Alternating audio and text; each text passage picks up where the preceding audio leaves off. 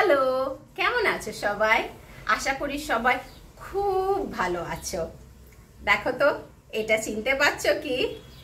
এই যে তো কি, হ্যাঁ, এটাই শীতের সময় ইউজুয়ালি পাওয়া যায়। সেটা হচ্ছে পুঁই মিচুরি। এটি আমার ভীষণ ফেভারিট।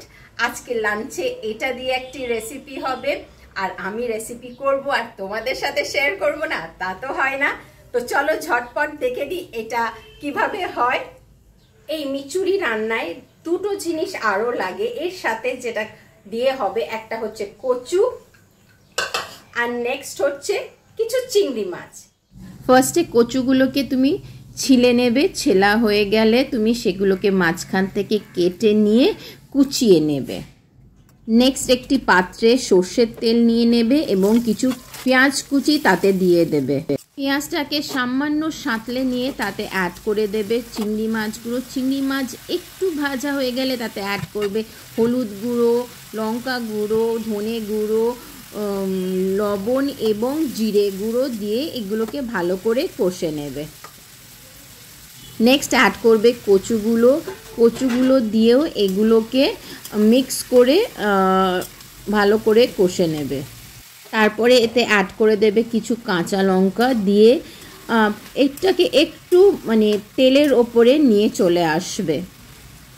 দেখো আমাদের কচু আর চিংড়ি ভালো করে কষা হয়ে গেছে, তেল ছেড়ে দিয়েছে।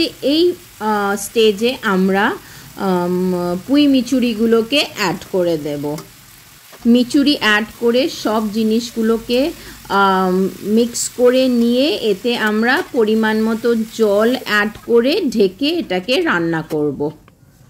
কিছুক্ষণ পরে খুলে নিয়ে দেখে নেবে কচুগুলো আর মিচুরিগুলো গলেছে কিনা। গলে গেলে তাতে ভাজা জিরে পাউডার অ্যাড করবে, কিছু ধনে পাতা অ্যাড করবে। এগুলোকে মিক্স করে নিয়ে আবার 2-1 মিনিট এটাকে ঢেকে একটু আরও রান্না করে নেবে। নাও তৈরি হয়ে গেল পুঁই মিচুরি দিয়ে কচু আর চিংড়ি মাছ। কেমন লাগলো রেসিপিটি? এই ডিশটাকে তুমি গরম ভাতের সাথে খেয়ে দেখো, আর কোনো পদ লাগবে না। ট্রাস্ট মি, অবশ্যই ট্রাই করো। আর ভিডিওটি যদি ভালো লেগে থাকে লাইক, শেয়ার, কমেন্ট অবশ্যই করো। আর আমার চ্যানেলকে ফলো করতে ভুলো না। Thank you.